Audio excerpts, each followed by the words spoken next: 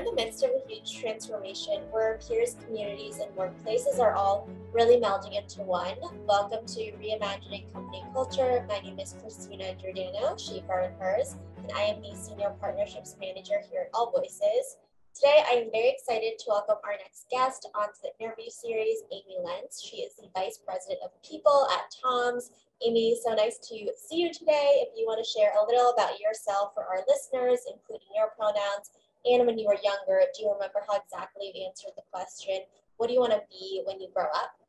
Yeah, so my name is Amy Lentz. My pronouns are she, her, hers. And like you said, I lead human resources. We call it people, our people team at TOMS. And when I was growing up, I would visit my dad at his office place. I'm one of 6 kids. So my mom, who stayed at home with us, she would take all of us kids to his office and visit him. And I saw the woman at the front of the office. She would answer the phones, an office manager, administrator. So I wanted to do what she did. That was an example that I saw of a woman in the workplace. So I would see her and then I would go into my dad's office.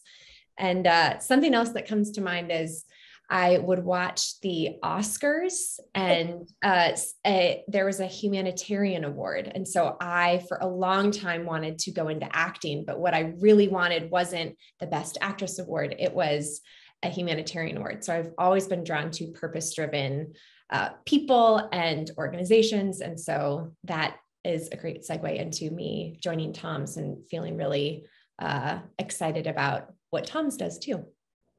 I love that. I love the common thread when you look back and say, like, what did I think that I was going to be, and really working for a purpose-driven organization like TOMS. I think that definitely makes sense. And I would love to start from the beginning in terms of company culture, a word that is thrown around a lot in terms of a lot of folks looking to work at purpose-driven organizations.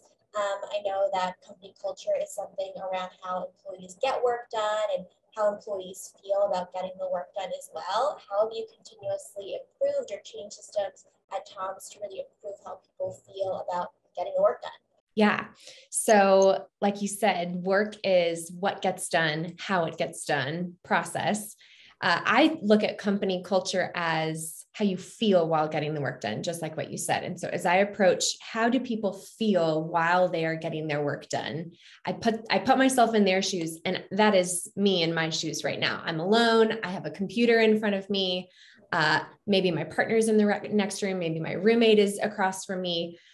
Really, I close my laptop, and that's my experience the last couple of years in a remote environment. As we transition to a hybrid environment, the way I approach culture is, how are people feeling in relation to psychological safety, in relation to them feeling trusted, respected, safe, beyond the psychological, are they in a position where they can close a door and have a private conversation? So my approach to how you feel while you get your work done is really leading from an empathetic place. And so some things that I have done is really continuously lead through a lens of feedback. So I've used some tools that bring anonymous feedback into play. Even on my team of 5, I'll throw up a prompt or a series of questions and get anonymous feedback. And sometimes folks will call themselves out, but we use tools that do that. There are also things that come up, like the way that we approach our talent review process, people submitting anonymous feedback. And I feel like there are different ways that you can look at anonymity. I am a fan of anonymity. How do you say the word? Anonymity. Anonymity. Yeah. That's worked really well. So if that's an engagement survey, or if that's anonymous feedback being submitted to leadership or peers, different approaches, but I think it's rooted in that safety. Yeah, absolutely. I love the descriptors you use in terms of psychological safety. You want an environment that is transparent, has leaders that are kind of effective communicators as well, and really have trust built in. And when you have all of those things, you're able to give and receive really critical feedback. And some of the conversations that I've been hearing as we have been through this changing workplace together over the past couple of years is the changing language of company culture and the folks that you work with not being a quote unquote family. How is that perhaps kind of toxic to the psyche of employees? What is your philosophy around the language we use to describe the workplace as a quote team or a quote family? Yeah, I am fully aligned with orienting in the business place in that team mentality. So orienting to a workplace, not as family, but as a team. I think that's healthy. And I think it comes down to leadership style. So if you're leading from a place of trust, well, let me back up. In a family, you don't have a choice to leave your family, right? You're inherently born into that family. Inherently, in a workplace, you are hired and paid to do work for the company. So I think if we as leaders speak from a family orientation, inherently that doesn't create a sense of safety and trust, because staff always knows I can leave or they could say goodbye to me. And so inherently, I feel like that orientation does the opposite of really encouraging that feeling of safety. I look at it as through a leadership style lens. I can speak to my own leadership style. I come in to a team and really encourage trust. What does that look like in action? I'm trusting that you're an expert at what you do. So I am not going to step in and assume that I know better. I'm going to, as a new leader or as a leader that's been walking with you, partnering with you, I want you to take smart risks. I'm going to encourage you to do that. You want feedback? I will give you feedback, but you need to take a stab at something, and I'll come in later in a way similar to a coach, right? If the quarterback is on the field running plays and comes back and connects with the coach gives in the moment feedback, which is helpful, impacts the next play, but doesn't incentivize that quarterback if the coach is, operating from a place of control and fear. I don't think so. So I think it's orienting to your team and your company like a bunch of teams. And I keep saying orienting, but that word has really helped me as I've approached each of my team members and partnered with senior executives and department leaders and how they approach their teams. It seems effective in assuming trust, which I think is a privilege. You have to operate from a place of privilege to assume that trust. But I've seen it really effective in people feeling trusted to do their work that they were hired to do. Absolutely. I think having that perspective and orientation is really important too for the big picture of why people are coming to work, having those conversations and really building that intentional trust as well. It doesn't just happen overnight. It's like those series of actions, and a great analogy too to a coach as well. When you think about kind of the big picture from an organizational lens of psychological safety, what are really key pillars of a sustainable strategy to really continually set up your workplace to have that psychological safety? Yeah. I'm really proud of, I think of three pillars. One, transparency starts at the top. In action, we have all staff meetings where our CEO and senior leadership speak to all staff 4 times a year. And that's a really transparent moment. Here's how the business is doing. Here are how our numbers are doing. This is what we're projecting for the year. I've been in organizations where we haven't had that transparency. And then there's the meeting after the meeting or the rumblings about, well, what did you really think? This was said, or, they meant by that. So I think transparency means sharing data that maybe only would be spoken about in a board meeting. I think sharing that communicates to your adult staff members that you trust them with that information.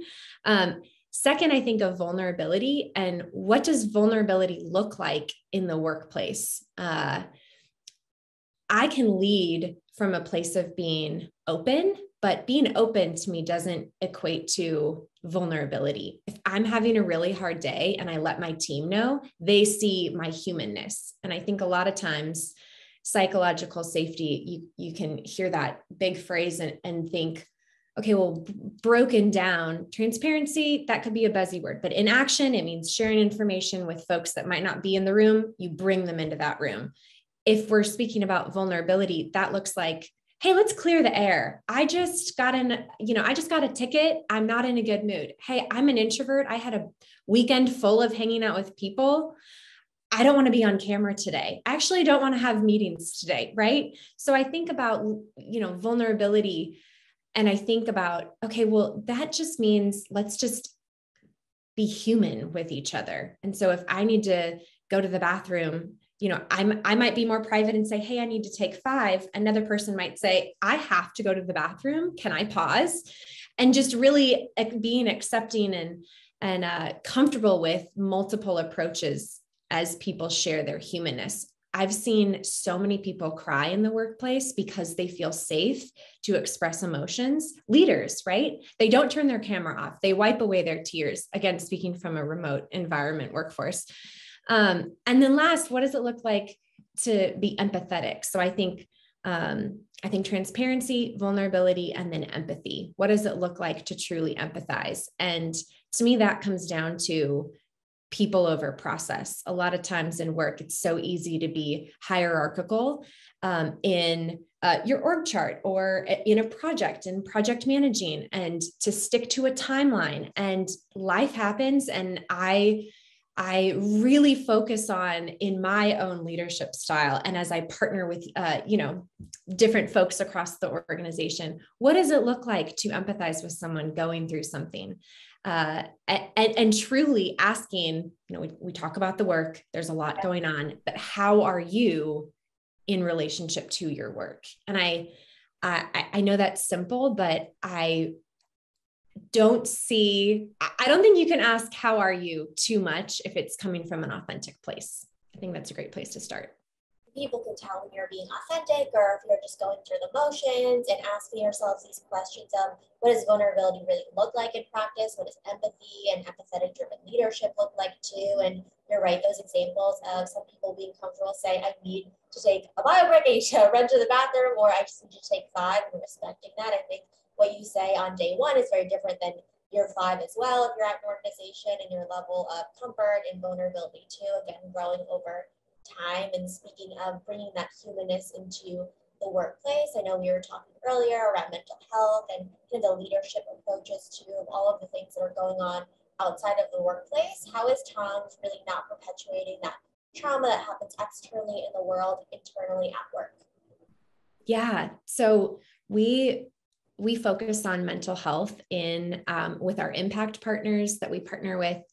We give unrestricted grants, and so we really try to focus on, how do we create a more equitable world, but what does that look like internally? And so, speaking to psychological safety and mental health, something that we implemented last year was a resignation incentive program. So if you recruit somebody into an organization, you onboard, you get settled, there aren't too many opportunities formally to connect with your manager. Maybe it's a stay interview, something that we've done, and I can't take credit for it. Her name was Betsy Riley. She was with TOMS and is just a brilliant organizational designer, but she designed this program where we incentivize folks in our organization to resign with giving more time. So if you give at least 4 weeks up to 3 months notice for exiting your position,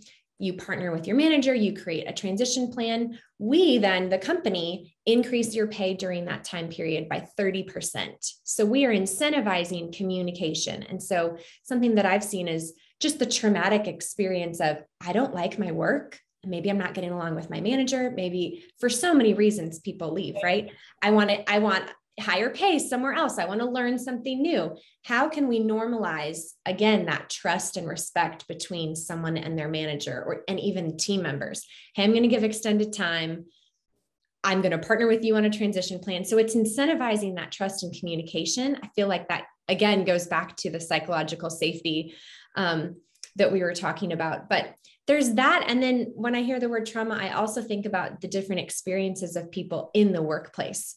How can we support folks that are experiencing more a bigger burden I would say. So for example, we have our DEIA committee that meets, and we are consistently in audit mode. Let's look at our employee handbook. Let's look at how people are interacting with the work. We make products. And so looking at appropriation versus appreciation.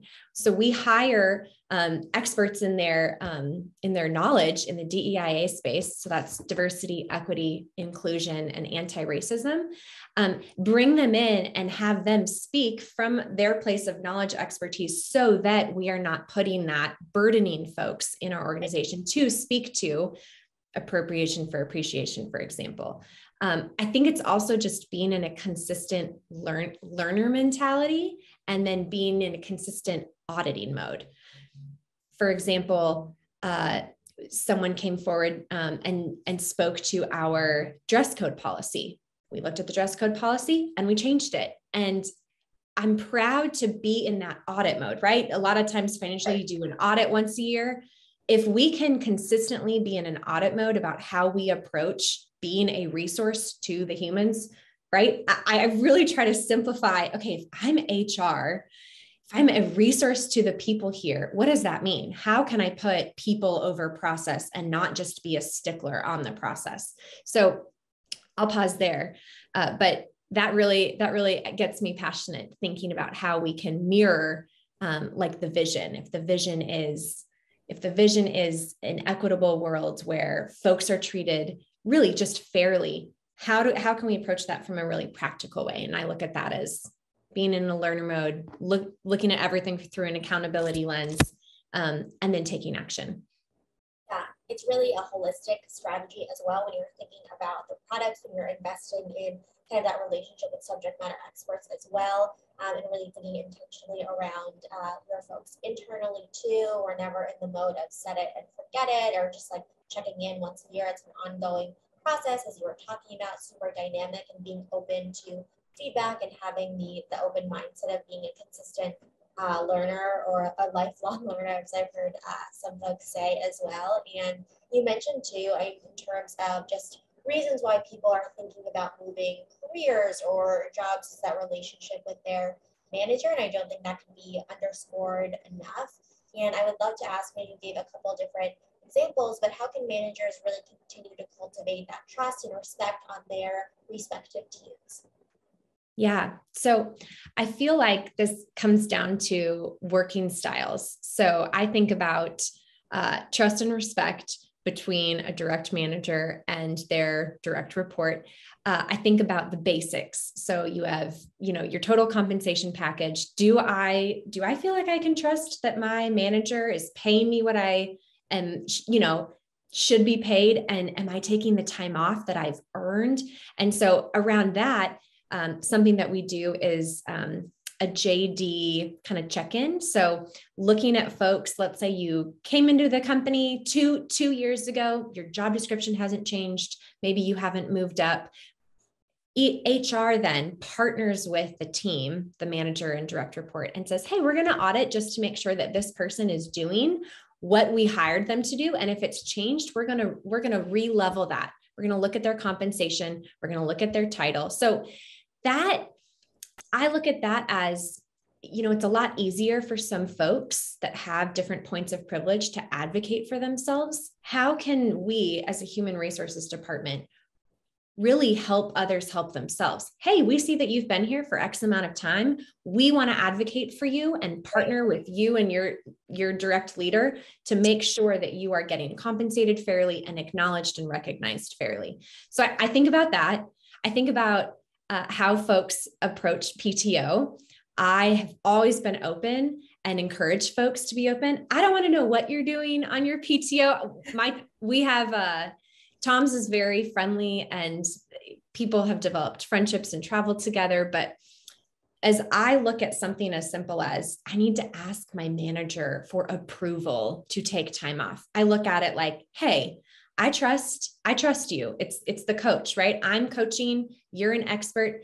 If you're telling me that this is a good time for you to take PTO, if you need it, if you want it, you're in charge of your work. The ball's not going to drop. I look at it not like I am approving. Maybe in a system I need to approve it, but it's more of a, hey, we have a relationship where there is trust. And so you're just letting me know about your life instead of I need to ask for permission. So I feel like that's a good differentiation. And then going back to feedback, I ask for feedback from my team members.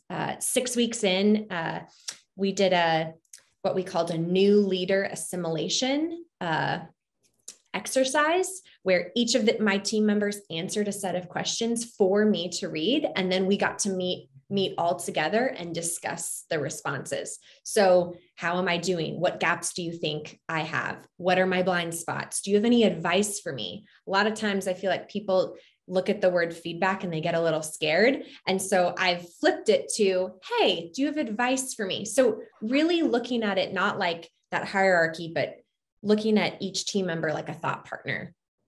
Yeah, I definitely appreciate the language. And again, that mindset and orientation around these aren't transactional relationships. There's a lot of context behind it, and really investing in people and help me help you by giving that really constructive, positive, negative, anything in between feedback as well. And how can we collaborate and work on this together as one team and as an organization, organizationally at TOMS as well, thinking about really empowering people to do their best work as a manager, as a leader.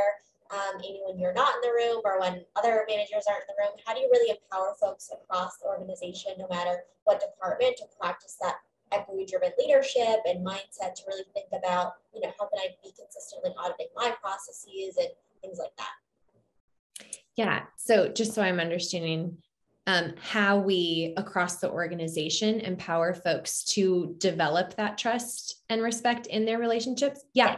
So we do formally, you have end of year talent review. We have a touch point in the middle of the year, and then we have quarterly touch points. Normalizing, hey, this is what I see, like this is a gap that I see, or this is what you're doing really well. Normalizing those mini conversations has been top of mind for us. And what we've done is the quarterly check-ins, but it's really also make a plan at the beginning of the year, check in at the middle of the year, have those couple touch points. Outside of that, we encourage folks to meet however that makes sense. And when I say that, in a remote environment, that could be a weekly check-in, but even looking at that, automatically, let's throw up an hour. Do we need an hour? Does it need to be on video? Should we have a running memo where you ask questions? Is email working? And I think about working parents and really equipping them to show up in their work in a really effective way. So as I'm looking at, okay, how can we develop that across the org? It really is, I see a partnership with your people team, with your human resources department, to look at, I have the work that I'm doing, I know how to do it, but as I look at people development, as I check in with folks, what am I doing with that feedback? So if we have an engagement survey, how do we take the data that we learn and adjust? And so the way I have partnered with folks that I work with is naming at the top of a call, hey, we got data. I want to this is my expectation for a meeting, and then checking in after the meeting. How are we feeling as we're leaving? And so really it's say what you're going to say it, say what you said, and consistently be checking in with folks and their experience of what you say. And I think that comes down to a phrase that I like to say a lot, which is intention versus impact. If my intention is to partner with my team and develop that, I'm going to say that this is my intention. This is my plan. Hey, how are you all impacted? Is my intention aligning with the impact that you've received? And that's how I approach tough conversations, but that's also how I approach partnering with different department leaders that all have different lines of work in different industries at large, but we're all together. So if I'm partnering with one department and another, it starts with, how are you communicating your expectations so that there is that trust and respect? And if that's an audit of your technology or communication style, or if you need to do a look back after a project is done, I feel like if we can look at different technologies, but it starts with how you orient to those, which comes down to communication. Absolutely. That effective communication where you're looking at the purpose of the example you gave of the meeting, the medium that it's given in, giving people a heads up if it's on video as well, what kind of questions need to be prepared for too, consistently following up as well, auditing. I think that's a really important mentality to have. You mentioned kind of as a specific example of the working parent cohort at TOMS as well, and I want to kind of dig in further there to ask how are you intentionally supporting working parents at TOMS, if you have any kind of specific examples. Yeah, I think the basics, right? The basics, I'm not a parent. I have multiple parents on my team. We have parents all across the organization. I look at it again to flexibility. So if if working hours are 9 to 5, but there's parent drop off at 9 and you can't, join a meeting until 9:30, I think opening up that conversation really should be led by a leader, right? If you are leading folks and you have parents checking in on, hey, are there times throughout the day when us having a team meeting or a check-in would not be ideal? I actually had a team check-in at 4:00. It was the only time available. I had just started and I did that. And I asked my team, hey, how's the time working for you? Christina, I personally, I get a little brain dead at 4. It was not an ideal time. And someone said, this is the worst time. I hate it. And then someone else said, raised their hand. Really just jumped in and said, mornings are awful for me. That's really when I like to get all of my work done. So I think it's just pursuing, not just, okay, we have a calendar and we need a process. We need to follow a process, but really seeking out, what is your experience as a parent and how can I support you to get your best work done? So it's really, they're not working for me. It's shifting it. I'm working for them. I trust that they do excellent work because if I hired them or if they're part of my team, I'm going to trust that they are a high performer, right? And so how can I incentivize them and encourage them and support them in their best practices? If I'm leading, that means I'm serving. And so how can I serve them from a place of, really, it goes back to that empathy and vulnerability. If I understand, okay, that's drop off and every Friday this happens and this, I'm going to trust that even though they're not right next to me, they're getting their work done. So how can I make sure that they feel supported in that work? So again, it comes back to communication, but I really do feel like something that can be lost in HR is we have a lot of lists and processes, but when you pull back, someone that doesn't work in HR only experiences their work as, okay, I have a parent on my team and we can't meet because it doesn't work. Well, if you approach it from a place of curiosity and empathy, you get to, at minimum, shared trust because you're pursuing, right? And if you're auditing, what works best, I feel like a lot of change can happen from that place of curiosity. So I think with working parents, it starts at opening that conversation and letting a parent know, I see you, I see what's on your plate, even if I can't understand it, I see it and I want to support you.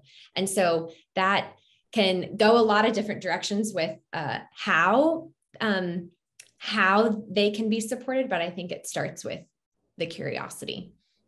That curiosity, building together, and also being proactive. In that example, you're not waiting for someone to come up and say, this meeting time doesn't work for me, and here's the reasons why. You're proactively asking the question and continuously following up too to see how we can kind of work together as well to make sure that people are at their best when we're all meeting together. And I know a common theme throughout our entire conversation is this trust and effective communication, and people are bringing in their different work experiences to TOMS, to other workplaces as well, and it could be the best environment for everyone. But historically, folks have been a little hesitant to come to human resources or people teams, even with that open door policy. And when you boil it down, what are some methods you use to really build trust within your organization and encourage folks to really surface positive feedback or any issues to human resources or people teams? Yeah, I love that. So HRBPs, they are just amazing across organizations, right? I feel like if you look at that role, from a place of problem solver or eyes and ears on the ground, that's what you're going to get. You're going to get someone that looks at a bunch of people and they're going to look at it from a systematic place. The way I see that role really being successful is proactive touch bases, proactively just getting a pulse. So a pulse checker. And in those casual, hey, welcome. How are you doing 3 months in? Hey, you've been here 3 years. I'm checking in with everyone, on different teams, really making HR more approachable. And that starts with building those initial points of connection so that it's not just something's going wrong, I need to tell HR, but it's, I have a relationship with so-and-so. They know what my work looks like. They know where I'm from because they were proactive in a pulse check. Something that I've seen work well is when you have a relationship with someone on another team, right? So if an HRBP or if myself or if another HR department member has a relationship, if that person doesn't feel safe to raise a concern or even something positive in their team, something that I've seen work well is, hey, let's meet. You share your experience. I'm going to take notes and then I'm going to show you my notes so that you can see everything that's in your head on paper. And then you see it on paper, on email or even in a note, right? And you share your screen and you say, is this what I'm hearing you say? You spoke to this, and this, and it's seen, oh yeah, I really do feel heard. Oh, I'm not fill in the blank anxious emotion around my experience because someone heard me. They put it in plain terms. And now I feel like I can look at something and do with what I want with that. So if I have a confidential conversation, look at what's going on. I can then look at that and go, I really can send this to my manager, or I could have HR partner with a leader and say, hey, we got this feedback, wanted to, touch base with you if that's anonymous or not. But it's seeking out how someone would feel safe and then really taking action on that. So using that specific example, I've seen that work well. Yeah, I think that is a really good example of really ensuring that folks feel seen, heard, and understood in a really active way, especially if they are providing feedback. And again, really following up with someone is so important. Amy, is there anything that I didn't ask in our conversation that you would like to share with folks who are listening, or underscoring a couple key takeaways you hope people bring with them? I think a headline to take away would be the intention versus impact. I've seen that. I know a couple of people have written that down on a Post-it note and put it right next to their laptop before they have a tough conversation. Tough being, okay, this isn't black and white, it's nuanced. I want to communicate my intention and I want to check in on my impact. So I would say that. And then people over process is really catchy and buzzwordy, but I've really seen if you lead from a place of people first, and not being hesitant to advocate for being flexible or for speaking up for someone. If we know, I don't know if my advocacy would do anything, I feel like giving a voice to someone in and of itself can be powerful. And so that intention versus impact comes to mind, and then the people over process does too. Absolutely. +1 to intention and impact, and really thinking about people over processes. Amy gave such great examples throughout our conversation. And thank you so much for being on Reimagining Company Culture this afternoon. Thanks, Christina. Very happy to be here. Of course, and as a reminder for folks who are listening, at AllVoices, we really believe in the importance of employees and employers really being seen, heard, and understood. And now it's a requirement for the business to succeed overall. Have a great rest of your afternoon, everyone.